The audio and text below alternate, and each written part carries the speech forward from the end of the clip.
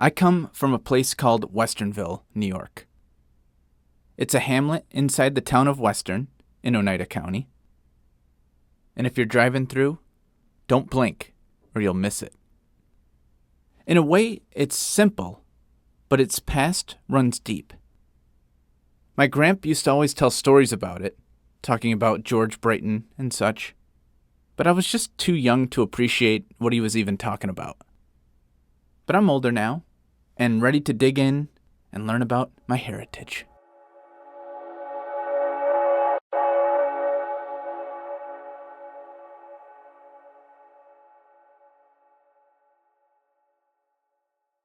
The story of the Westernville we know today begins after colossal glaciers shaped the settlements area and larger Mohawk Valley. In time, the Oneida people of the Haudenosaunee rose up and farmed these lands for generations. Eventually, Europeans showed up, and a trade system developed with the colonists along the Mohawk River. But things really got shaken up during the American War for Independence in the 1700s. Future Westernville resident William Floyd, my great times 5 grandfather, was down in Long Island, living life, and he joined the cause for independence and would ultimately rise to the rank of Major General in the Suffolk County Militia. In 1776, he was one of 4 delegates from New York who would sign the Declaration of Independence. Soon after that, the Battle of Long Island forced he and his family to flee New York. When the war ended, he returned to his estate in Long Island, but not for long. That's because he had his eye on the northern wilderness of the Mohawk Valley. There, large tracts of land, including Fondas Patent, were being purchased mainly as investments by people from New York City and Westchester County. By the late 1780s, settlers began arriving. Asa Beckwith and Henry Wager were some of the first non-native settlers north of Fort Stanwix, which is today's Rome, New York. Pioneers William Olney and his wife Mary would come as well, and these are my great times 5 grandparents on a different branch of the family. Anyway, they weren't the only ones, and there were houses being built around this time that still survive to this day. In 1794, early settlers George Brayton and Jonathan Swan opened a small store that became the heart of local trade.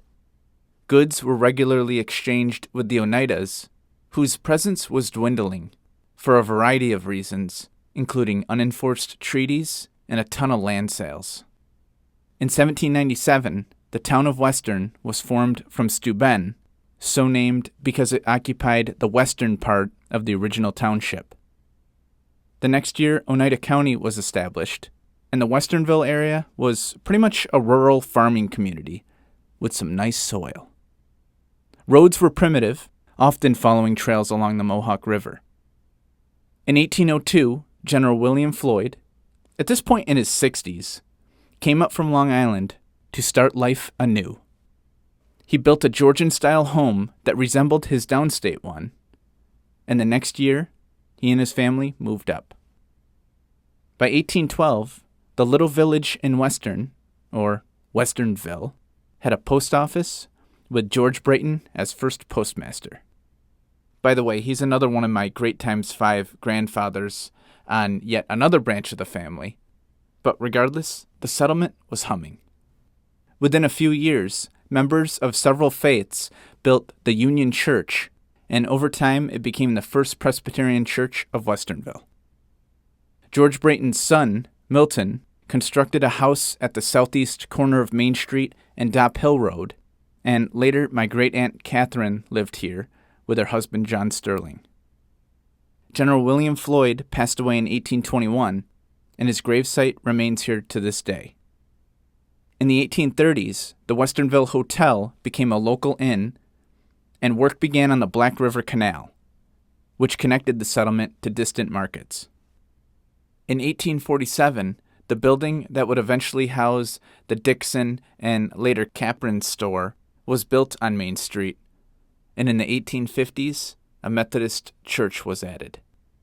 The grandson of General William Floyd, also named William Floyd, built a Dutch-style brick home on the west side of Main Street, while local Reverend Wilson Parmalee was preaching the good word. During the Civil War, Westernville native Henry Halleck rose to General-in-Chief of the Union Army, and Rear Admiral Montgomery Sicard would later reside here. After the war, the Westernville Cemetery Association formalized burial grounds. Then, a farmer named George J. Olney, who was the grandson of William and Mary Olney, wed Miss Harriet Brill. And she would have a son named George Brill. I bring this up because an important Westernville institution would result from this, not to mention my own existence. As it happened, baby George Brill Olney would grow up and partner with Charles Francis Floyd, who was the great-grandson of General Floyd, and together they would form the Olney and Floyd Canning Factory in Westernville. It utilized new industrial technology to preserve crops. Both Olney and Floyd would each subsequently get married, starting a process that led to me.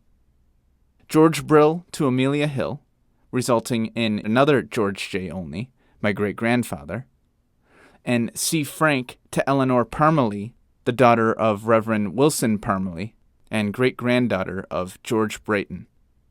Eleanor would give birth to Catherine Brayton Floyd, my great-grandmother. I hope you got all that. Anyway, during this time in the late 1800s, mail arrived by stagecoach, and one-room schoolhouses dotted the area. The Erie Barge Canal project led to the creation of a dam and reservoir, displacing residents of the nearby village of Delta. The Empire Hotel that was located in Delta was dismantled and rebuilt in Westernville as Liberty Hall, today's Town Hall. Meanwhile, young George J. Olney was experimenting with machinery in the Olney and Floyd factory warehouse. His tinkering evolved into what would become G.J. Olney Incorporated, but everyone just calls it the shop. He married Catherine Brayton Floyd, who would give birth to my grandpa John Olney, but he liked to be called Jack. It was the early 20th century when a huge explosion destroyed the Thomas Reese store, and Charles Pillmore built a plant to power homes and mills. Automobiles were gradually replacing horses, and Route 46 became a main highway. The Black River Canal was abandoned, but you can still see traces of it today. In 1941, a brick school was opened on the corner of Gifford Hill Road, and families like the Beckleys were on edge, with another world war looming. When the attack on Pearl Harbor happened, it began American involvement in World War II, and would also bring a new family to Westernville. That's because in nearby Rome, the government was seizing land for what would become an Air Force base, and some of it was owned by Howard Smith and his wife Nettie May. The family was forced to move, and so Howard would walk his cows over to Westernville. Within a few years, a ski slope called Dopp's Run would open on his new land. Then, the Volunteer Fire Company was formed, with operations beginning in 1945 on Main Street, but later a modern firehouse was built. In the 1950s, my grandpa Jack married the daughter of Howard Smith, Lillian Ann, my grandma. He then planted some Christmas trees in a field next to his house, and in less than 10 years, he would sell one to Howard Smith, the start of what would become Jack Olney's Christmas trees. By that point, the Town of Western Historical Society was established, and in 1964, Dave Woods opened the Woods Valley ski area on the former site of Dopp's Run. Schools consolidated with the Rome City School District, and the brick school building in Westernville became the town library. And I have fond memories of Mrs. Lippy helping me get books there. Her husband, Mr. Chet Lippy, back then was pastor of the Presbyterian Church, and General William Floyd's house was under the care of the Marriott family. Close by was Olney's flower pot, and in 1978, my dad began cutting trees for the home I grew up in. At Woods Valley, Dave Woods was fighting for a direct entrance to the ski area on Route 46, but tragically, In 1988, he passed away, leaving a giant hole in the community. Subsequently, George J. Onley Jr. and his 3 sons purchased the ski area and ran it right through the 90s. During that time, the Westernville Hotel burned down, and I was busy growing up here, skiing at woods, playing at summer rec, and just running around being a nuisance. Billy Lux was running the Nice and Easy grocery shop, and although the Only and Floyd canning factory had since closed, GJ Only Incorporated was still going strong. In the 21st century, the son of Dave Woods, Tim Woods, reacquired Woods Valley for the Woods family and secured the Route 46 entrance his father had long sought. Recently, in 2021, a tornado went through Westernville, causing widespread damage. The community pulled together, though, and neighbors rebuilt. Since then, the Westernville Methodist Church has closed, and GJ Only Incorporated was acquired by a Wisconsin-based contractor, which in many ways marks the end of an era. But Westernville itself isn't going anywhere. And as far as I'm concerned, there's still no better place on earth.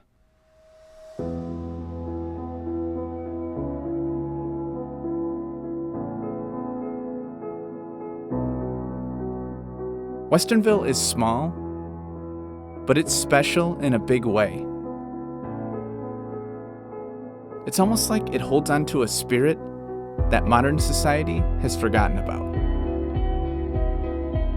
And it's really impossible to wrap the place up in a short video like this.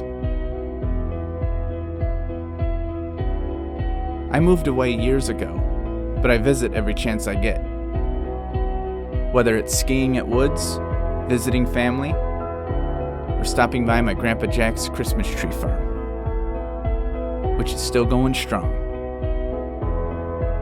My grandpa spent his whole life in Westernville, and he passed away just a few years ago.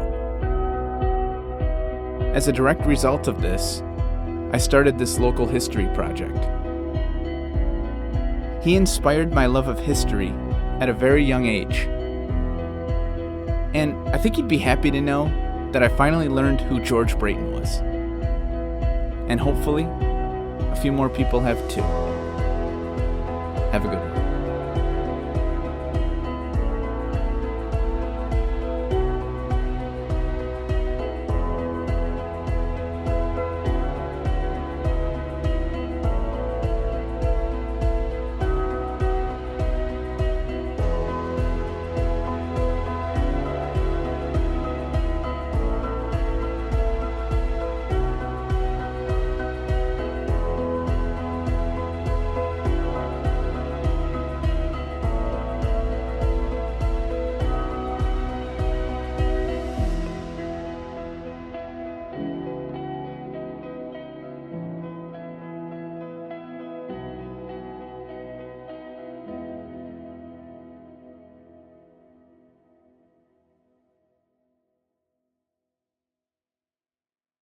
What a joy for me, and I think for all of you here, to have had Jack Oney in our lives. Our lives have been enriched so much because of his presence.